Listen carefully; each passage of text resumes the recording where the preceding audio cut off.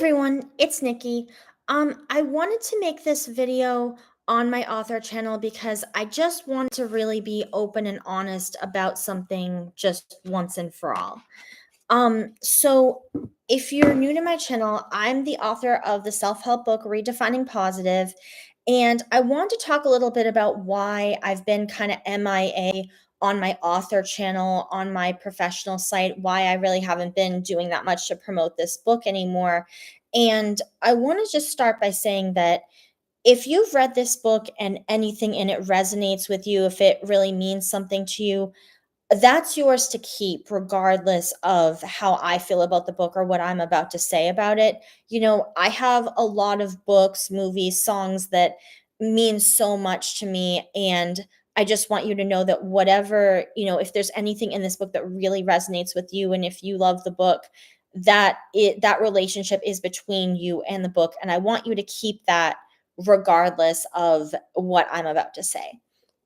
The reason why I haven't really been doing much to promote my book anymore is because after fully healing from my trauma, which has been a very slow process, but I feel like I am definitely over that threshold now where I no longer have PTSD from some of the issues I discuss in this book. I've reached the conclusion that I never actually wanted to write this book. And that's why I don't feel like I particularly want to promote it because I never wanted to really write it in the first place. Um, if you've read my book, you'll know that in the preface, I mention that going to college was a traumatic experience for me, and that's where a lot of the book comes from. The truth is, I did not want to write a self-help book about what happened to me in college. That was not what I really wanted to do. What I wanted to do at the time was two things. I wanted to talk openly and honestly about my experience and about how bad it was, and I also wanted to heal in a way that reversed the trauma, not heal in a way of like creating something new, creating a new life after the fact, or like taking it with me and learning something from it or learning to live with the PTSD or with the effects of the trauma. But all I really wanted to do was heal in a way that fully reversed the trauma so that I could go back to being the person that I was before it happened. At the time that I was working on Redefining Positive, which was mostly between 2014, 2016, a little bit 17, 18 as well, because I published in 2018. Um, Back then, I did not feel that I was getting the opportunity to do those things. I felt like whenever I tried to talk about my trauma, I was being kind of shut down. I was being told to get over it, to suck it up, to move on, it happened in the past. I was getting a lot of that from some people that I did talk to, but I think more so than that, I was afraid of getting those responses from everyone because that's a lot of what happened to me when I was in college. I was just assuming that most people I talked to would respond that way, and I didn't feel like there was a place in the world to talk about my experience the way I wanted to, which was to just talk about how much it sucked and just have it end with this sucked and something needs to be done about it, as opposed to saying, like, oh, this trying to be inspirational, as opposed to saying, this is something good that I got out of it. This is something I learned from it. Let me sort of inspire you with my story. The truth is, deep down in my heart, I never had any desire to use my story to help others, to inspire others, I was not interested in taking anything good out of my bad experience. That is not what I really want to do.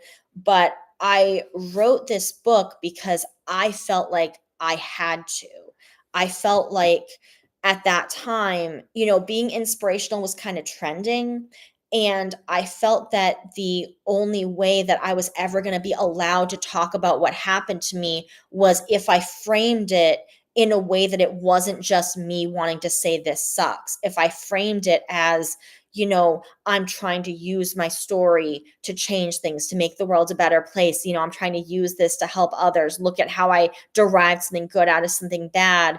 Like, I felt like that was the only way that I was going to be allowed to keep talking about this as much as I wanted to, and to sort of get validation on what happened to me.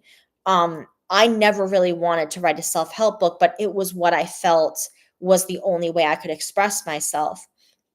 Um, and it also was like an alternative solution to the fact that I didn't feel that I could heal in the way that I wanted to, because so much back then was telling you that you couldn't do that, that you could not fully reverse trauma, which I have done now. So it is possible. But a lot of the messages I was getting back then said I couldn't do that.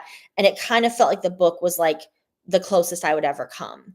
But it's not really what I want to do. The second issue here is that when I was in college, there was an expectation that everybody was very happy all the time. Everyone was always happy and perky and in a good mood. And the only time that you ever saw someone ever being really angry or upset about anything is that if they were angry or upset about a political or social issue that affected lots and lots of people. That was the only time it was ever socially acceptable to be really mad about something, really upset about something. You just never saw a lot of people going around being really, really upset about anything that just happened in their personal lives. I felt like I was the only one like that at the school. And I feel that I internalized those values in a way when I wrote the book, because um I took a story that was very personal to me, a personal experience where all I wanted to do was talk about my own experience and nothing else. And I took that and tried to make it into a social issue that affected millions of people, as opposed to just coming out and saying, I want to talk about this because it affected me. Prior to college, prior to being in that environment, I would have felt like, I'm going to talk about this because it happened to me. It matters to me, therefore it matters. Period. I would not have felt in any way that I needed to have other people relate to it in order for it to be worth telling. If people happen to relate to it, that's fine, that's great, but I didn't need that. And and the thing is, I shouldn't say make it into an issue that affects other people, because I do think that my story does not exist in isolation. I do think that what happened to me is very related to issues in the world of invalidation, of pressure, I think it is connected to all the other issues I discussed in the book. And I care about those other things I discussed in the book, but I didn't want to write about those things. I was not interested in addressing all the different social issues that I list in my book. All I ever really wanted to do was talk about my particular experience. And it is very much a trauma response that, rather than doing that, rather than talking about my experience with the people in my life, I went and tried to convert it into a social issue. That is a trauma response, and it's not really what I want to do. And the final issue is that I feel like I was trying to heal vicariously through my readers when I wrote this book.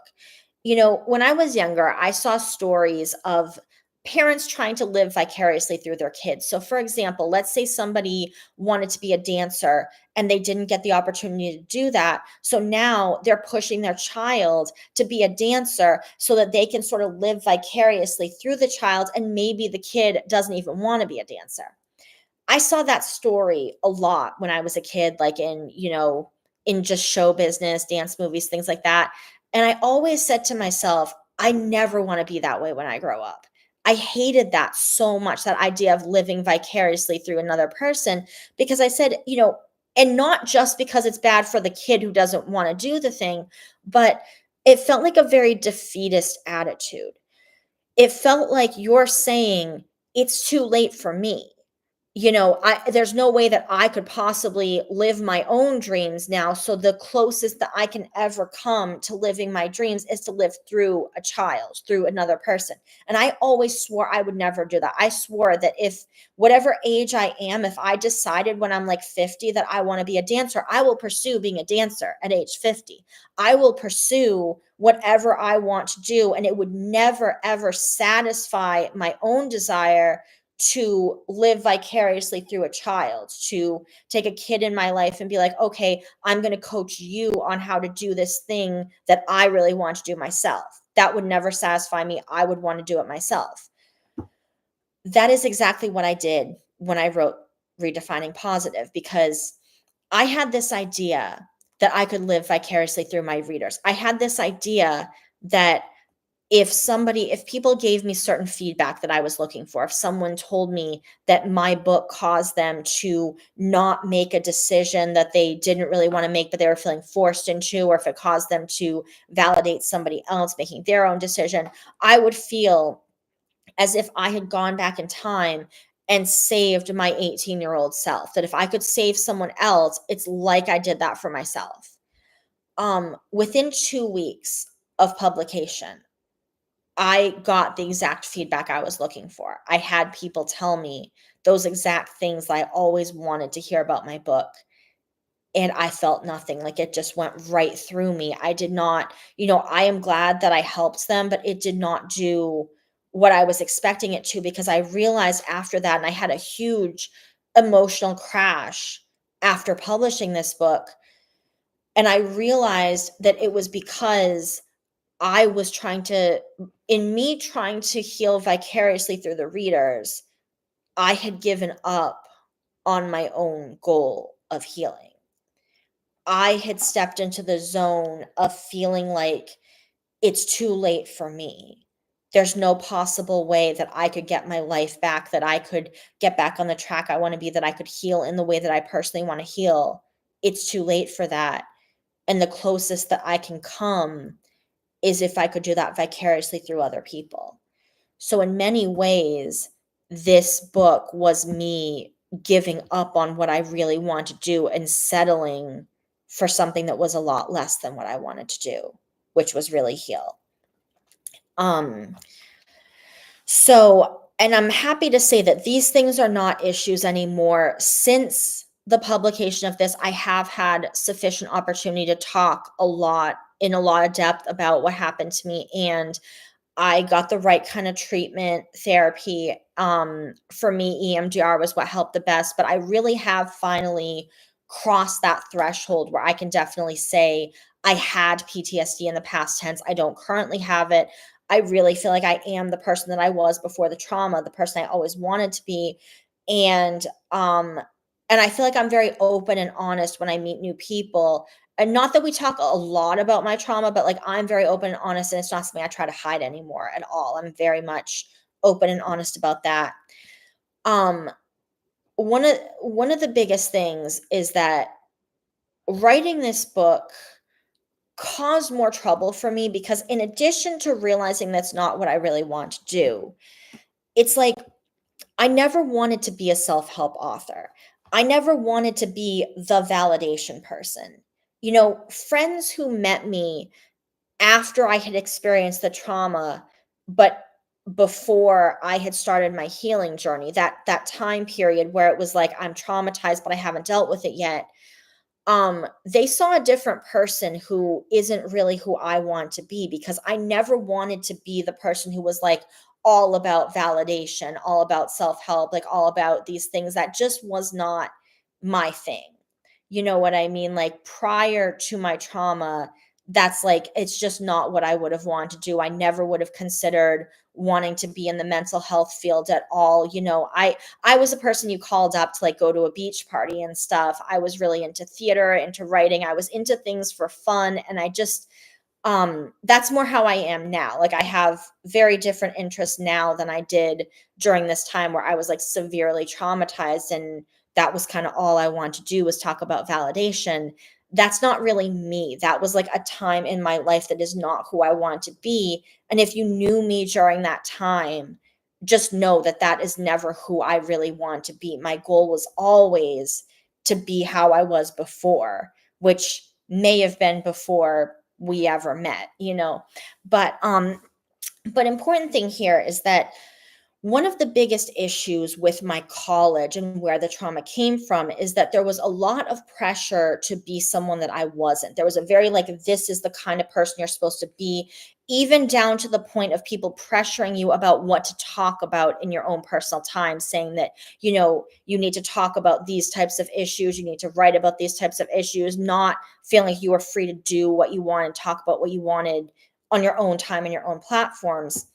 Being a self-help author, I feel like has come with it came with a lot more pressure to be someone I wasn't. I got asked a lot of questions where I felt like I had to give answers that are not answers I would give to friends. You know what I mean? Like I would have to sort of, people would ask me, what do I say if this person's invalidating me or something? And if I were talking to a friend, I would definitely not have anything kind to say to someone who's invalidating you. But in the context of talking to readers, you feel like you kind of have to. I felt a lot of obligation about what I was allowed to do and not do, and what kind of person I had to be when I was interviewing. And I really wasn't being myself at all. And I mean, I even went to the point of a couple years after publication, actually making an entire webinar series on this channel, which I later deleted, that I did not have any interest at all in making and that I didn't want to make, but I felt like I had to because I was a self-help author. And I feel like the book has just come with, the book is about respecting people's individual choices and, what they want to do and what they want to talk about. But in the end, it's actually just created more standards that I was expected to live up to. And it's caused people to have higher expectations of me and thinking that I'm kind of someone that I'm not.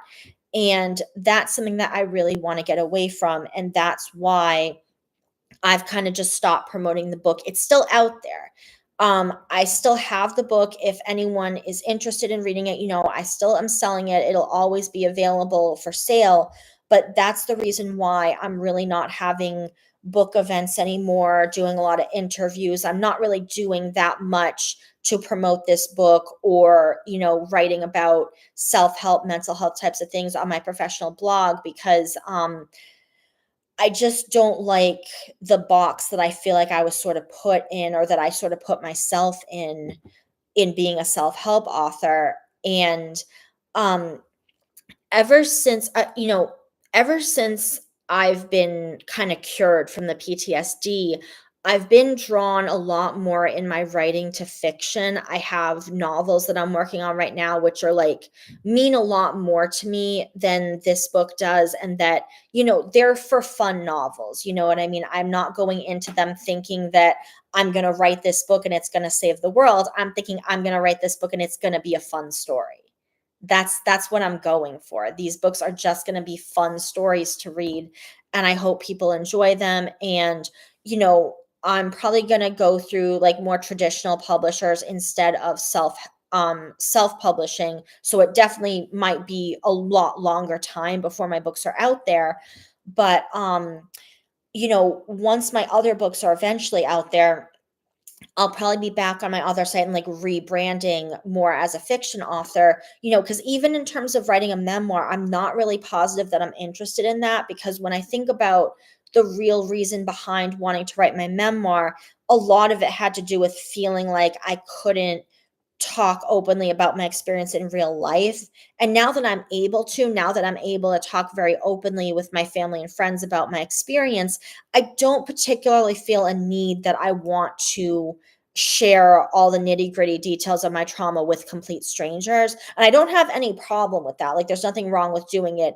It's just for me personally, I don't know if that's really what I'm drawn to. I'm definitely, since the trauma's been over, excuse me, I'm definitely being drawn a lot more to more fun things that I wanna do, and so that's kinda how it's gonna be. And I just wanted to finally say that once and for all, because I just feel like I'm always kinda hiding the reason why I'm not really promoting my book. If anyone asks me about it, I'm just kinda like, I'm busy, I'm this, I'm that." I always kinda give these reasons that aren't real, so I just wanted to finally say that.